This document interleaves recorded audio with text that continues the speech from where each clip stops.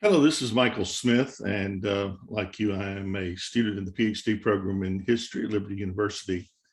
And I have actually recently transferred over from the PhD program in theology, apologetics, and church history. And because history has been my passion for a while, and I no longer pastor, so I thought it was a good move to get my life realigned. And you do that sometimes to better your position and do something that you love. And so that's why I came to be in this program. Back at Clemson, when I worked on my master's in history, my boss, Dr. Andrew, always made the statement that you basically find the postage stamp in history that you're interested in, and you then write and read about that the rest of your life, and that becomes your passion. Well, that was really true. When I started in the history program there, I had a great Chinese professor friend who told me to write about something that you know something about. And I had spent my life in Christian fundamentalism. And of course, I've moved in different directions since then. But that was religion was the thing that I knew the most about. And so my inquiry into Christian fundamentalism through the lens of the Scopes monkey trial of 1925 became my obsession, my passion. And I continue to use that to look at the various aspects of this movement, which long thought to be dead after the Scopes trial. And of course, its obituary was announced by the press in 1925 that fundamentalism had lost the case and had died. Its death was greatly exaggerated, as we see today, because we live in a world in which a form of that Christian fundamentalism is very much alive. And so I would like in my research in this class to continue some aspects of that study that I have been doing more of lately to understand how this movement has evolved and changed over time, and to share that with you a little bit today to tell you what my past research has been, what it is now, what I hope for it to be in the future. Christian fundamentalism arose out of several movements in this country. And interestingly enough, when I began to look at research, not much has been done recently on the subject, probably not since 200. I mean, my master's thesis was still there, 2010, but not a great deal had been done. I think because of the rise of militant fundamentalism among Islam, that has become a focus, and we've kind of forgotten conveniently that fundamentalism, as I see it, the point that I made in that original thesis was that religious fundamentalism is uniquely a monotheistic idea.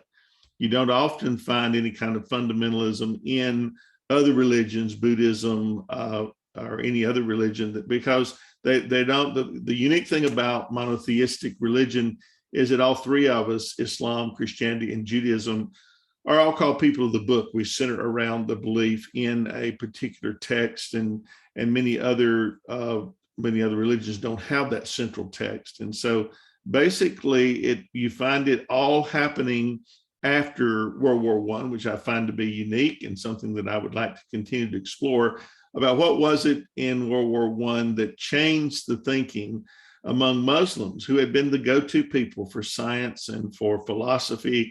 In fact, when the West was in the Dark Ages, it was the Arabs who took our writings long before there was Muhammad, but took our writings, translated them into Arabic, and virtually preserved them for us. And we go back and get them back from them when we come out of the Dark Ages in 1200s or so. But they were always the go-to people for science and interested in philosophy.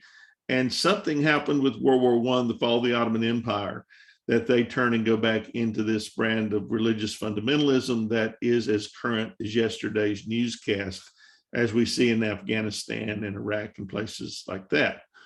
The Jews basically adopt their own form of fundamentalism in 1896 with the Zionist movement and the advocation of finding Israel a home. And you still see that among the Orthodox, even though Orthodox Jews are a very small percentage of the nation of Israel. They are very much present and very much alive, as we've seen recently with the ouster of Netanyahu as the prime minister.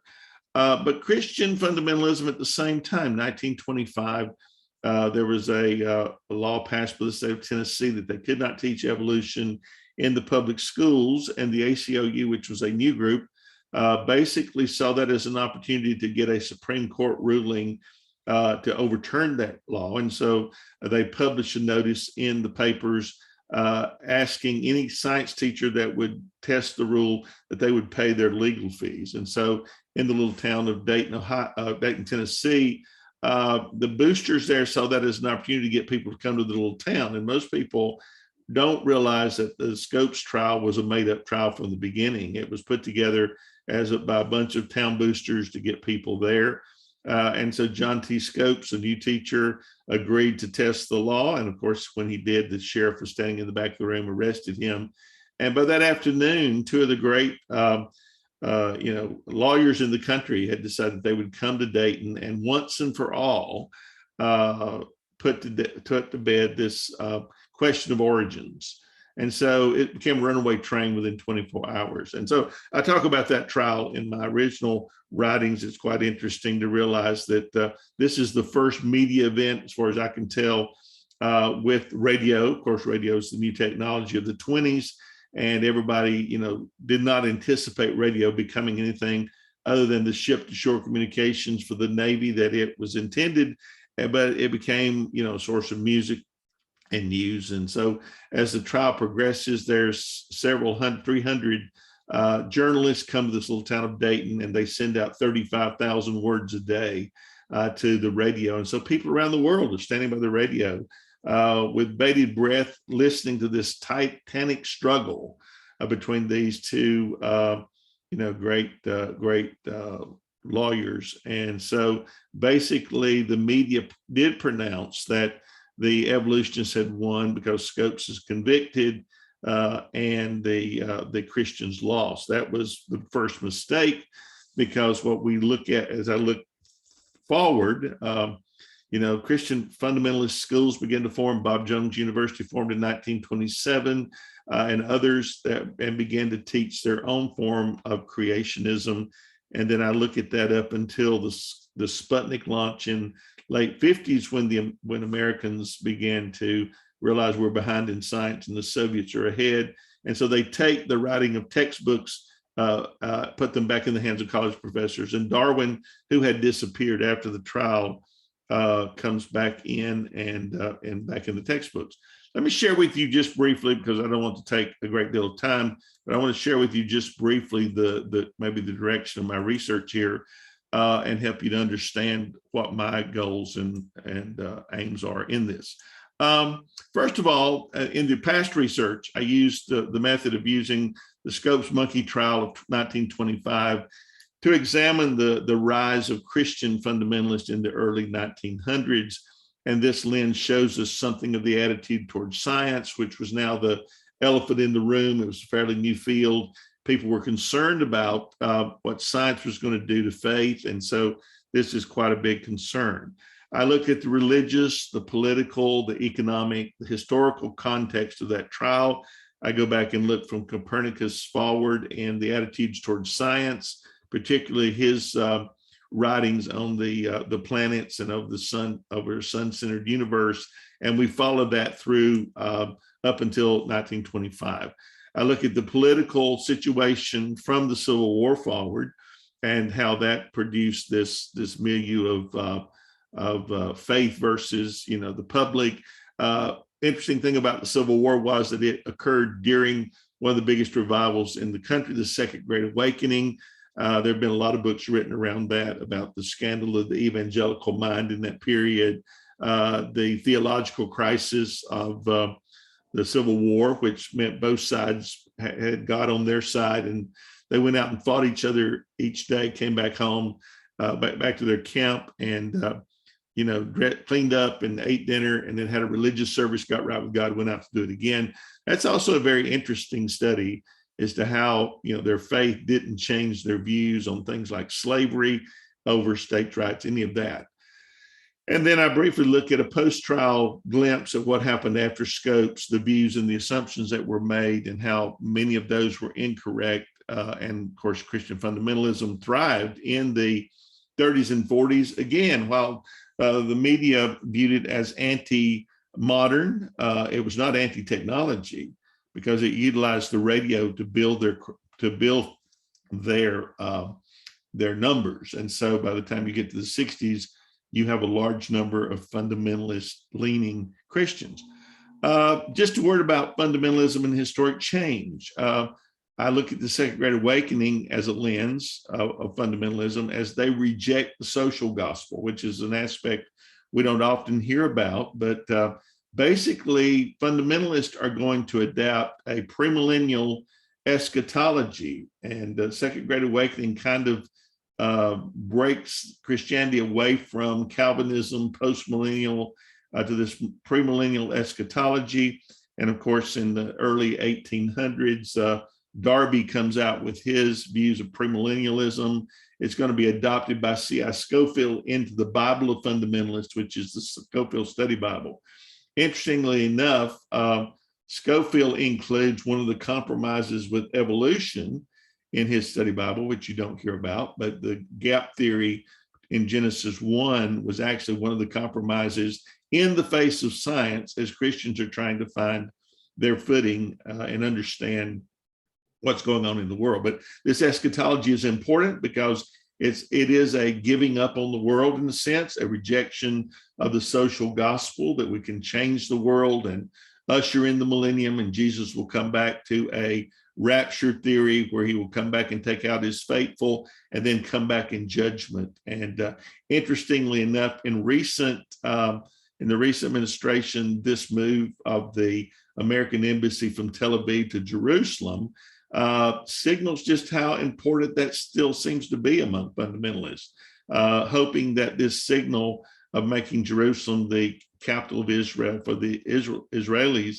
would somehow trigger the return of the Messiah and destroy the Arabs and Muslims and make Israel, at home in their own country, which is really interesting that in this day of enlightenment, we're still would sacrifice those people. And that is our general attitude, of course, toward Islamic fundamentalists or Islamic people in general. The third piece that's very interesting to me is the war between science and religion, and the culture wars that we see coming out of that.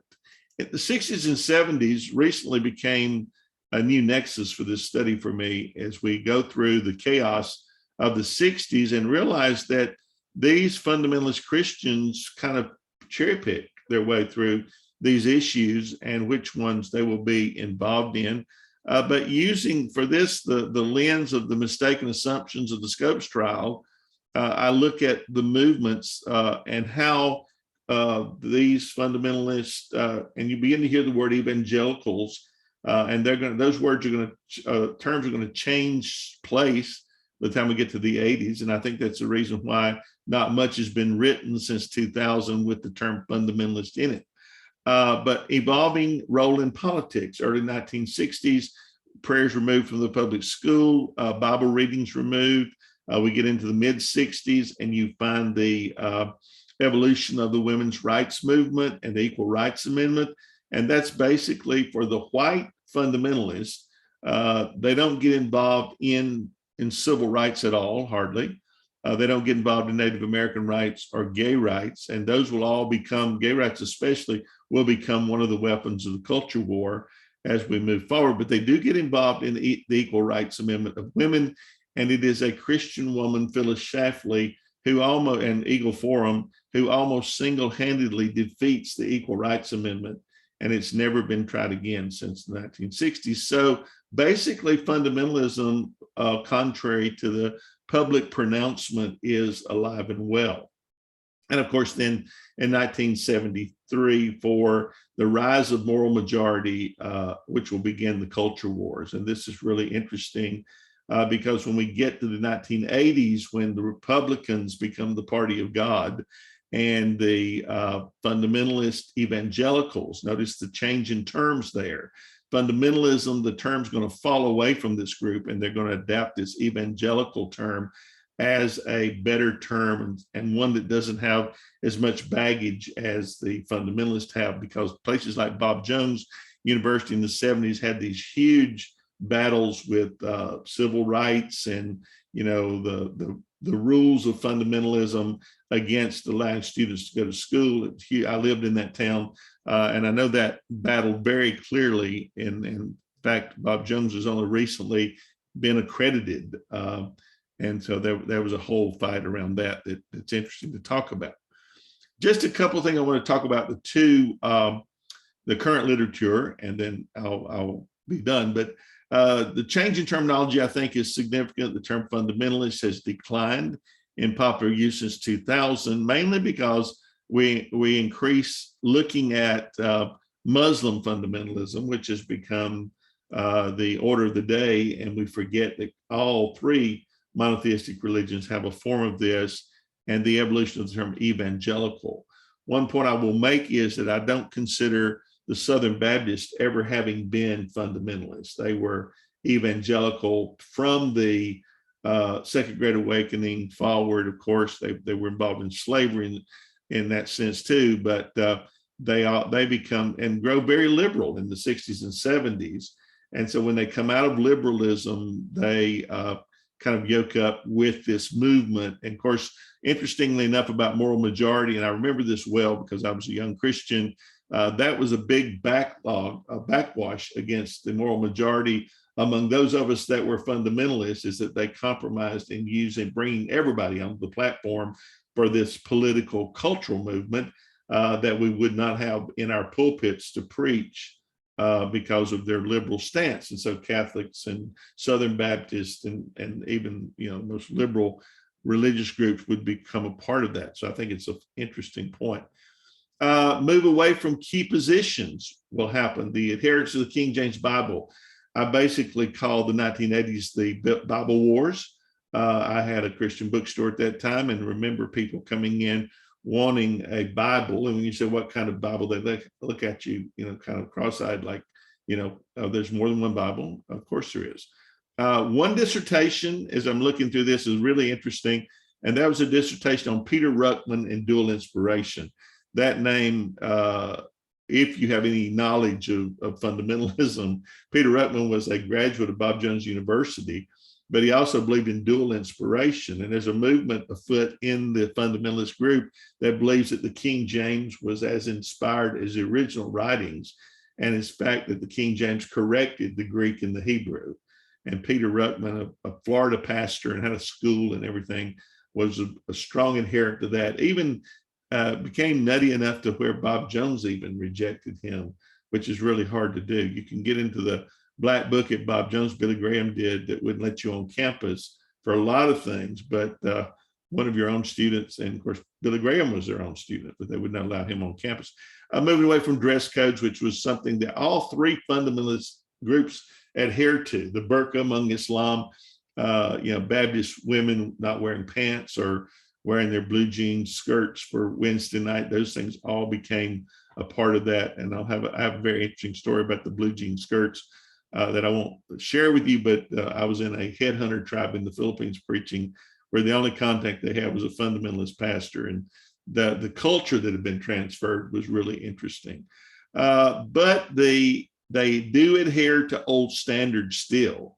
Anti-science, look at the vaccine debate among Christians, who largely are the ones promoting the anti-vaccine for the COVID to their own detriment.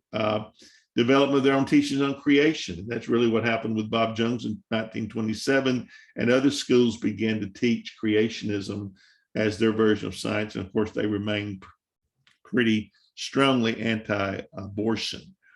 So current literature review, couple of sources, and I will talk about them just briefly and be done. But source one, James Paul Smith, this was done in 2013. As I said, very little has been written since, you know, my thesis in my master's program was in 2010, but to talk about recent, you're talking about 2012, 9, 10. James Paul Smith wrote on the Constitution or the Bible, Navigating the Quagmire of Christian Fundamentalism in 21st Century America.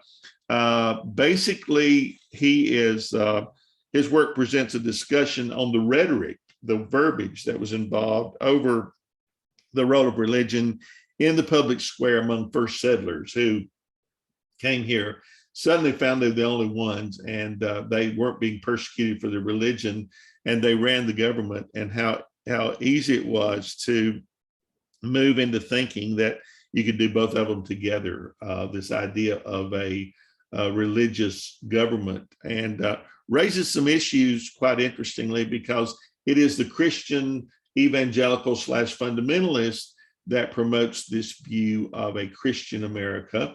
And having studied this for years and years, there are two arguments there. So you don't, even as a Christian, you can't swallow all of that argument completely without investigation.